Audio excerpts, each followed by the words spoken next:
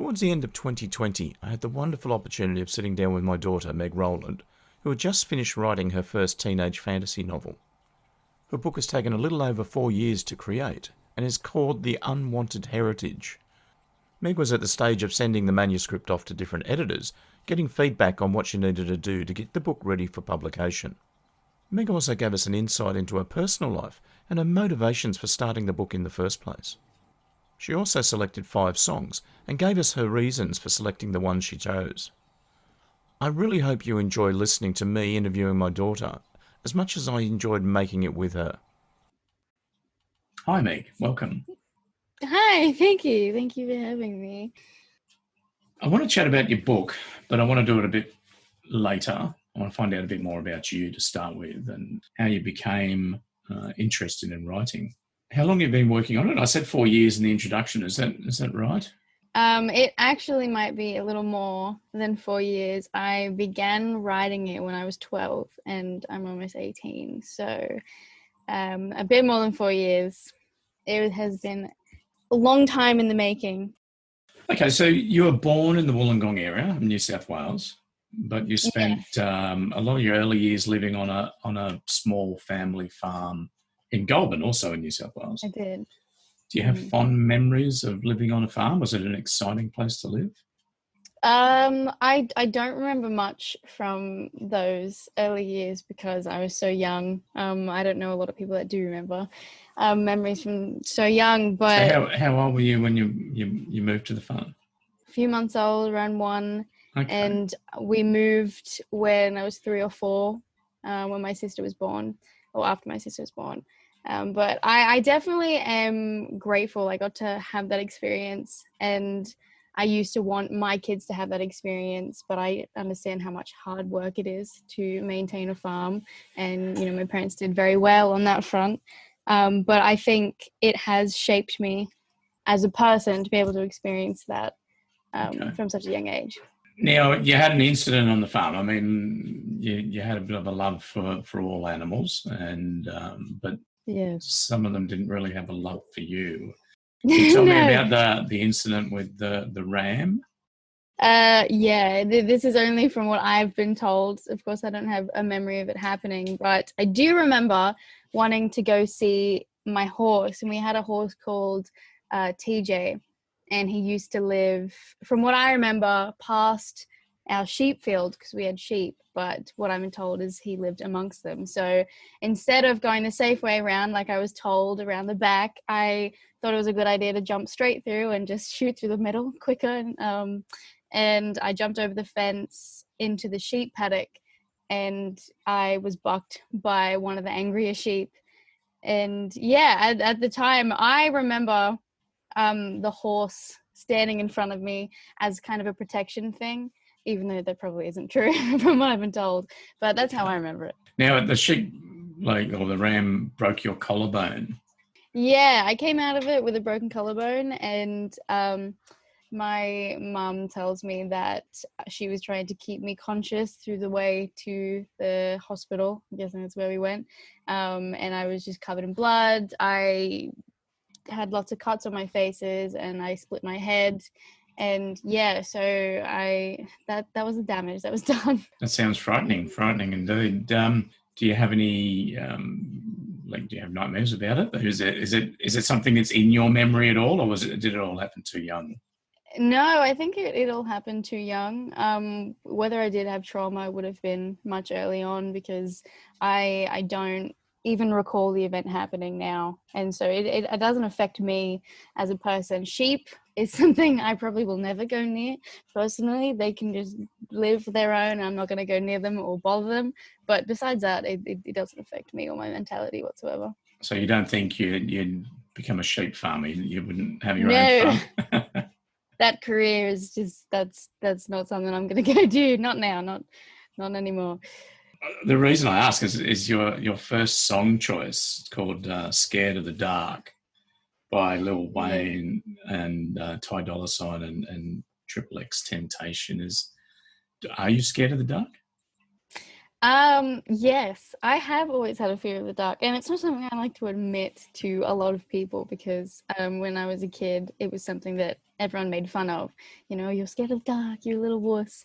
And but nowadays, I've found that it's a lot more common. People are afraid of the dark, and I think it's just my fear comes from the restriction the dark gives me. I'm not able to focus, and if I was in a dangerous situation, I wouldn't be able to save myself because I wouldn't be able to see and kind of analyze what was happening. So that's why I have a fear of the dark, I guess. Okay, well, we'll listen to the song and we'll talk a bit more after. Okay, that was Scared of the Dark by Lil Wayne, 𝘂𝗲𝗀𝗀𝗀 and 𝗃𝗃𝗃. So, Meg, you lived on a small hobby farm for about 4 years, almost 4 years when you were very young.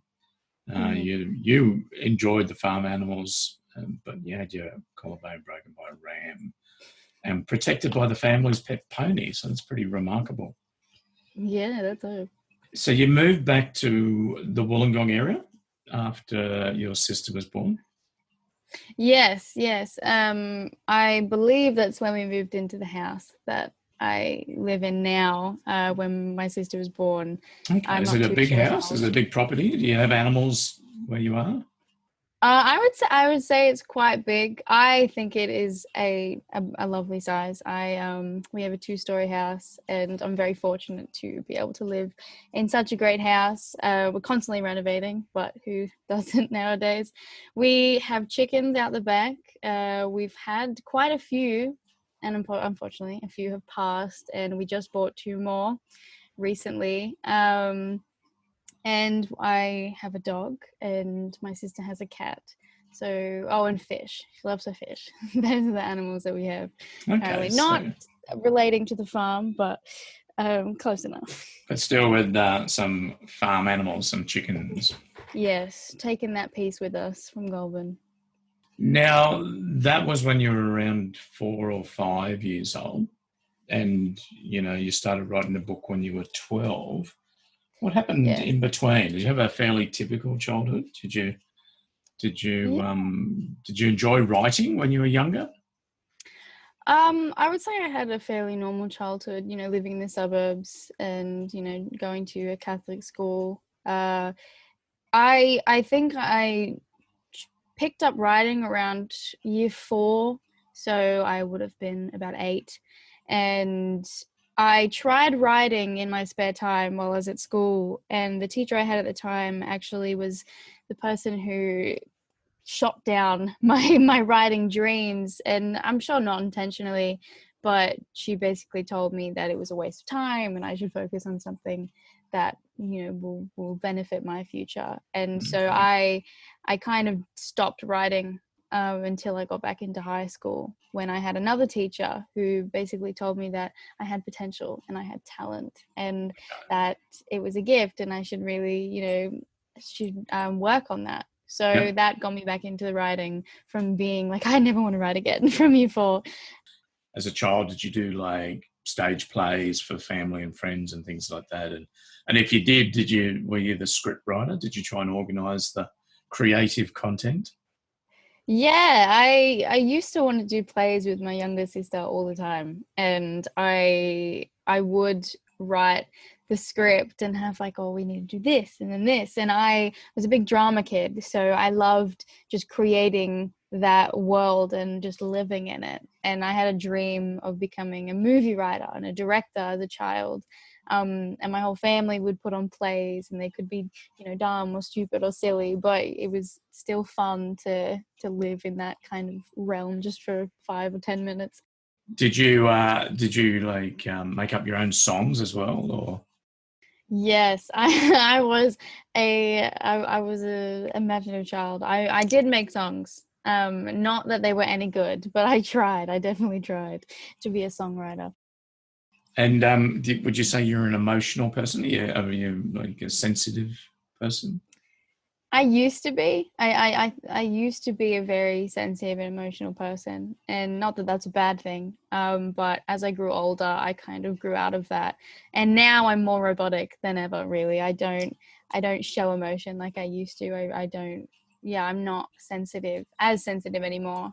What do you think changed that? What made you become less emotional? Is I it just part of think growing up, or? I don't think it's a part of everybody's growing up. You know, a lot of people, that's a very a big personality trait to be sensitive or emotional, and that's not a bad thing at all. But I think I went through a lot in my teenage years, and I made this decision in my early teens to be a strong person. I wanted to be strong. I didn't like being seen as weak by other people. It was definitely a big insecurity of mine. And over time, I kind of just stopped showing my emotion to other people, which just kind of stopped the emotion in general, which is kind of sad. But I definitely, my happiness is just, my mental health has risen from that. I'm a very strong person now, so that's a good thing.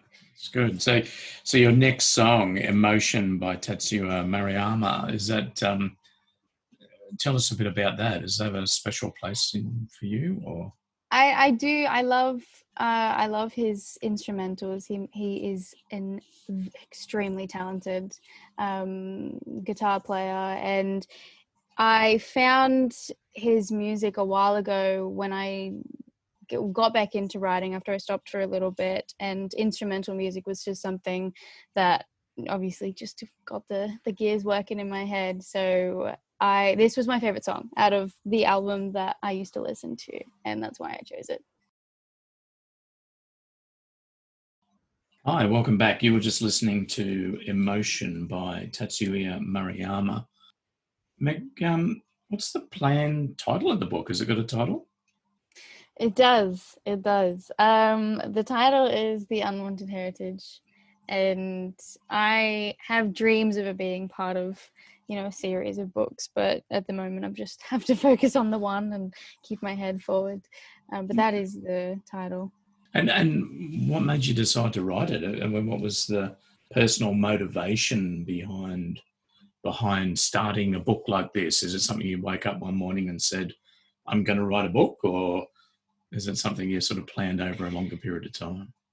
The original reason of writing it is somewhat embarrassing to me, and it's something that I refuse. Like, I not refuse, but I have refused to tell people in the past. Oh, you don't have to share if you don't want to. No, it's okay. I've come to terms with not being embarrassed by it because it's Okay. very normal to do something like this. Okay. But when I was going through a pretty rough time, I was obsessed with a specific show, and I would use that as an escape. And when I found writing, it was also an escape. So I was like, why not conjoin the two? And it was originally a fan fiction of that, like just adding myself into that story, and they're somewhat similar. And yeah, that's actually how it started off, as a fan fiction kind of situation. And then I was like, you know what, maybe I'll actually write a book, you know, kind of based around that, but not keeping, you know, it original and not a copy. So Okay. yeah. Were you a big reader? Did you read a lot? Did you like read that genre or anything else in particular? Yeah, I was a huge reader as a child. Not so much anymore, unfortunately. I sort of just spent all my time writing that I grew out of reading all the time. And but yeah, I was a massive reader, and I think that's how I improved. Besides going back and redoing my book, it was definitely a learning experience, all the reading. Yeah, I was going to ask that. You sort of preempted me a little bit, but you know, obviously, you because it's been written over such a long period of time, you would have gone back over it and reread what you wrote in the early stages. Did you have to go back and change a lot to keep the style similar, or you know, did you look back on your early writings and said, "Oh wow, you know, I didn't do that very well. I need to change that," or was it fairly consistent? No, it was definitely, when I originally wrote it, obviously I thought, you know, I have skill, this is great.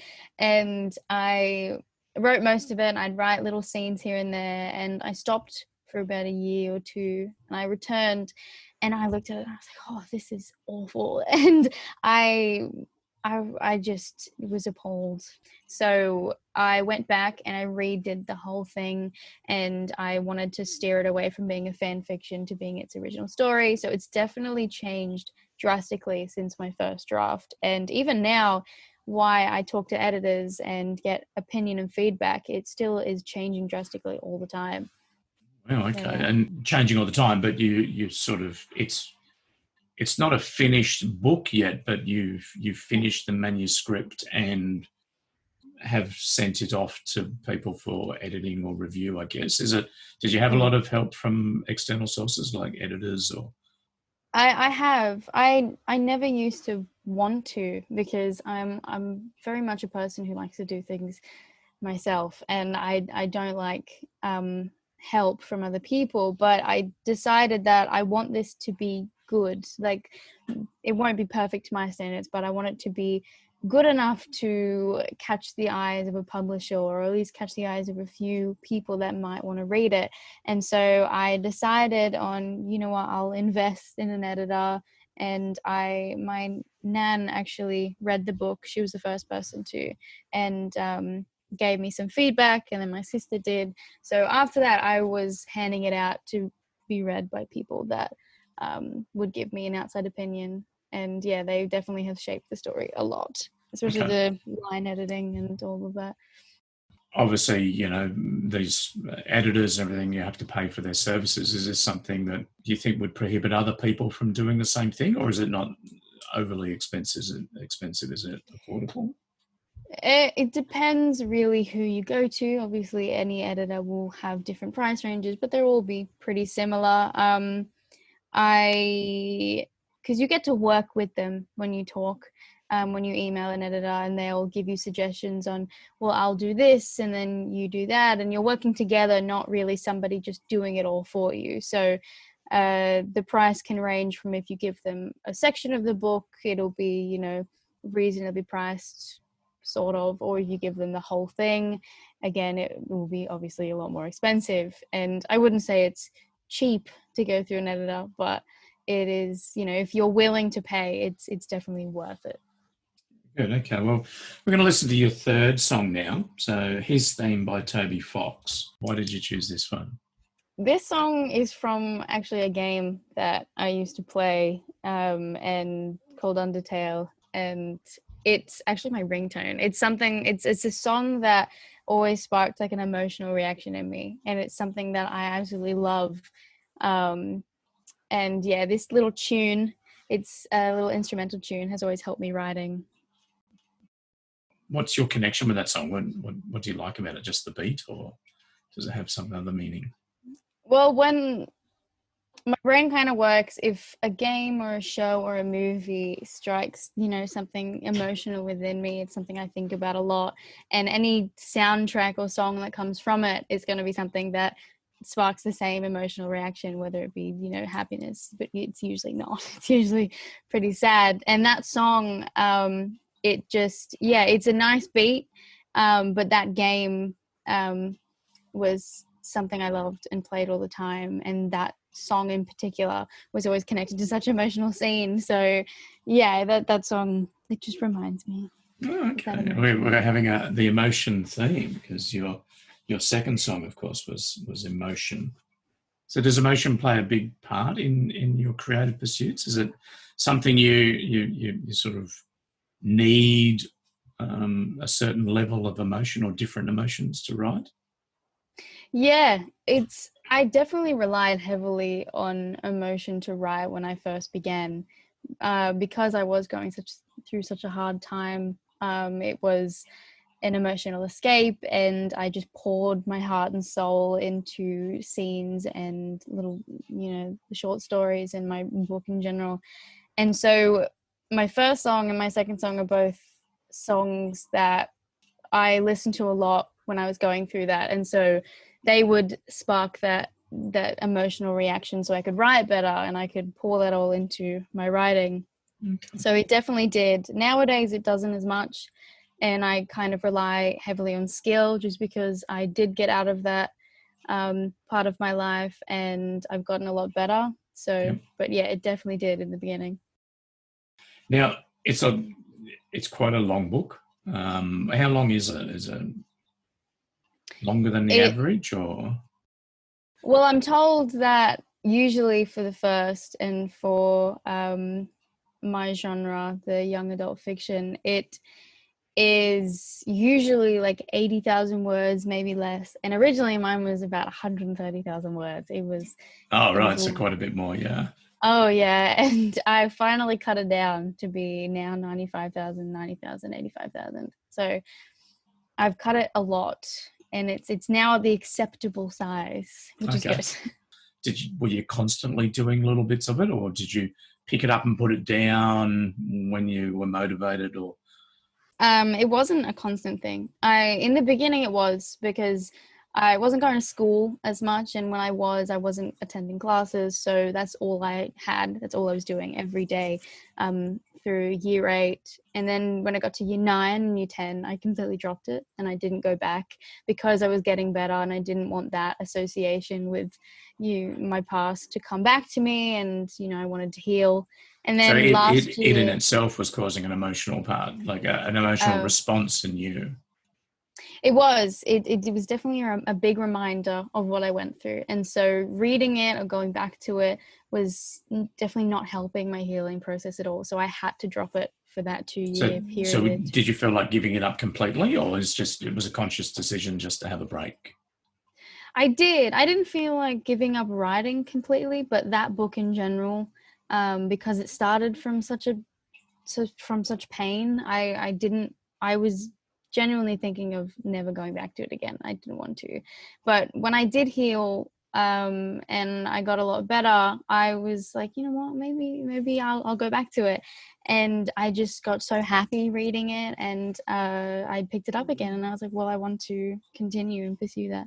Well, we're glad you did. It sounds like it's got a lot of your own yourself in the book. The characters in the book, are they shaped on you? Got a brother and a sister, and the main character, 𝘀𝗲𝗃𝗀𝗀, was obviously shaped around me, and because at the time it was a fan fiction, and it was just me putting myself into a story I wanted to become a reality, I guess. So the main character was originally shaped around me, or at least who I wanted to be. And now, as much, she's just kind of part of me, and is still someone who I'd love to be, but it definitely based around my who I wanted to be at 12 and 13. And the other characters aren't really shaped around anyone I know. I would love to know the characters that I wrote. They would be the best friends anyone could ask for, and I guess I was missing that at that time, and I kind of wrote like who I'd want in my life, and it's still, I'd love them in my life, but yeah, not really based around anyone I know. And is it hard to write, like develop a character and connect with that character, and then give that character like an identity on the page? Yeah, for me personally, it's hard to keep a consistent identity with someone and have such diverse characters. You always want. Sometimes I find myself writing my characters to be like somebody else, because you always want those strong attributes in a person to show, but you remember you have to keep consistent and write their flaws, and can't have them to just be incredible and ideal. But I guess I don't find it hard to write different characters, but just being consistent with them is probably a difficulty of mine. Now, I've heard with actors that they have to really sort of get into character. They have to sort of become the character that they're playing in the role that they are within a movie or a stage production. Did you find that you had to look at things from different perspectives, through the eyes of your different characters in the book?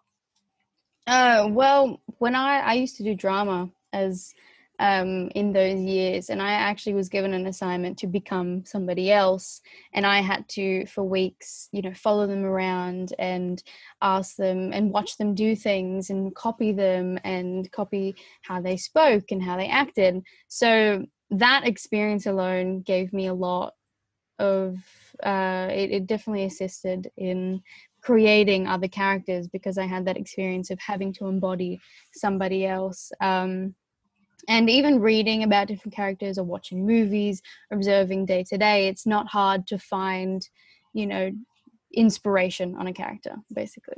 Mm-hmm. Okay, so we're going to listen now to your fourth song, Cough Syrup by Young the Giant. It's an interesting name. How did this song feature in your picks?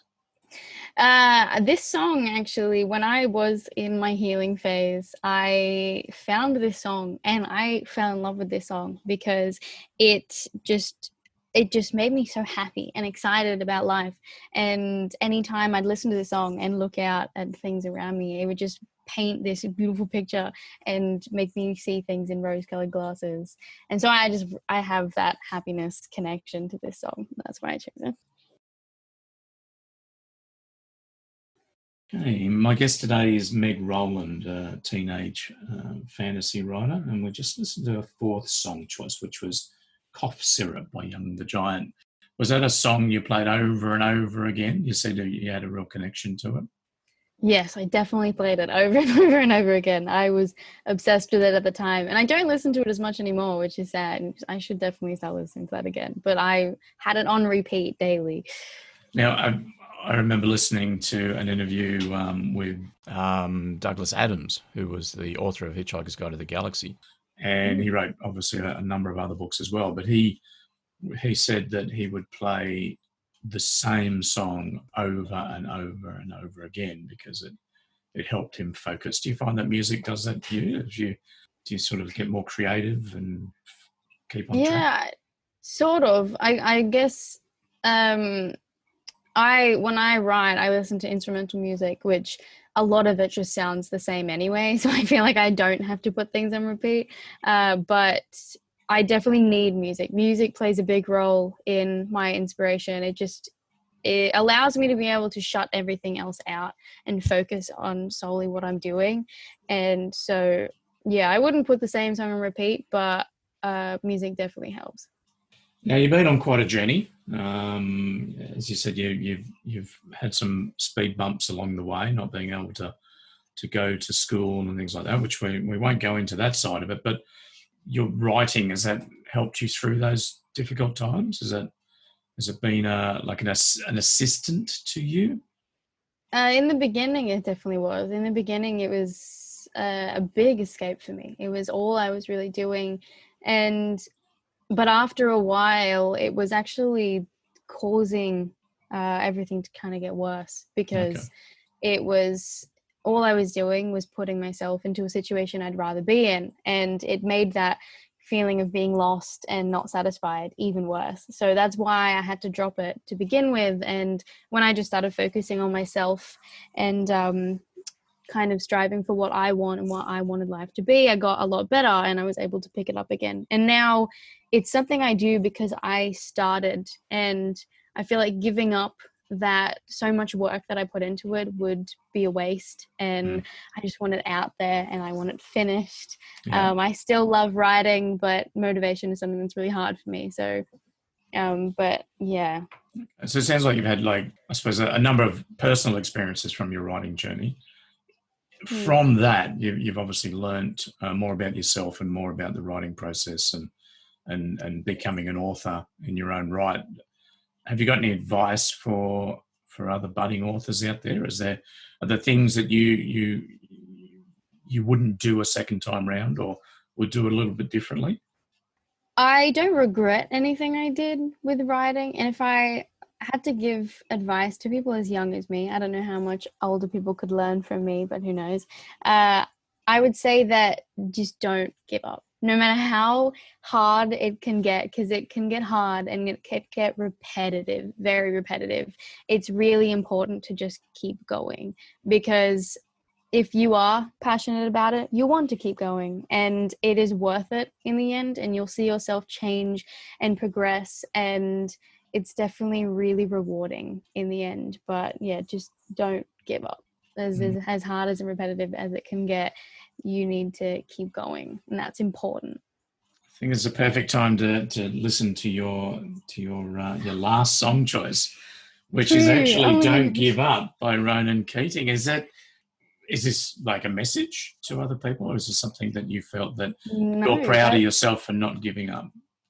It was that was not intentional. I completely forgot my last song choice. That wasn't intentional. This song I put in there because it is a song that means a lot to me. And I have this really amazing connection with my sister, and I would like to say it's our song together. And it's a song that I would love to sing to my kids because I think it has an incredible message, and that's the reason I put it in. And yeah, I think it does have an incredible message, like don't give up. So okay, well, let's have a listen. Okay, that was Don't Give Up by Ronan Keating. And earlier on, you talked about being afraid of the dark, and in that song, it's saying that you light up the dark with your glow. So another connected theme there, I think. yes, yes. Now, you said at the beginning you were hoping that this is going to become part of a series. Is there another title planned? Are you working on something else at the moment? Yeah, well, when I finished my manuscript to begin with, I started on another book, and the title is, I wanted it to obviously connect to the first one, and I'm still coming up with ideas, and I think it is going to be part of something called the 𝘂𝗲𝗏 series, and it was a play on words like the unaccepted heritage, or keeping that theme. So I'm brainstorming on ideas at the moment, but I have started it, and that's important, and that's it. I haven't done any more yet. Before we listen to that song, I was going to ask you another couple of questions, but you summed up the intro to that song so perfectly. So I'll go back to those couple of questions now. When you're putting a book together, or when you're putting a storyline together, how do you? And this is again for advice for other people that might be interested in writing. How do you map it out? Do you have like a storyboard that you go chapter by chapter? This is the storyline I'm going to follow, or do things come to you as you're going along? Yeah, it's definitely, it's hard. It depends really on what kind of story you want to do. I have lots of stories that I have mapped out in my head of who the characters are going to be, what this world's about, and definitely world building before I even begin, which is definitely useful because world building is very important in a story and in a novel. But this one in particular was something I just began and continued, and it kind of, I journeyed with the book. I was basically writing it as I go, and I had no idea how it was going to end until I really got there. And I personally like that style of writing more because you're developing the book as it goes, and you're not like rushing anything, and you're not squishing anything in because you had all this mapped out, because plans definitely change. And that's one thing you have to remember when you do write, that it will change. Your book will definitely change, and the end result will not be identical to the first, especially your first one, your first novel. So yeah, writing as you go can be a good way to basically see how it just takes you, because you're mapping out originally probably won't be how it ends.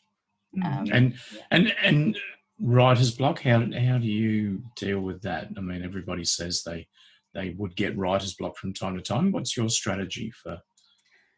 I deal with writer's block a lot because I was not someone who was born with a lot of motivation, and it is so hard for me to find motivation to do really anything in my life.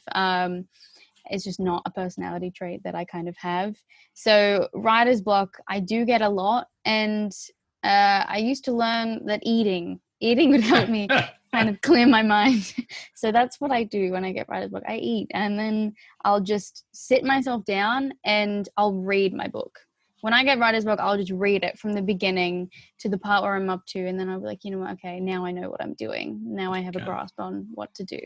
Eating and reading brain food, and then going back over the journey of the book and letting it lead you into the next chapter, as it were. Yeah, I have researched a lot on other people, how they deal with writer's block, and a lot of people will say different things. Everyone has their own techniques, but that is what helps me. Okay, fair enough. Well, I'm glad you did find the motivation to write your book, and I want to thank you for joining me today to share your story with other people.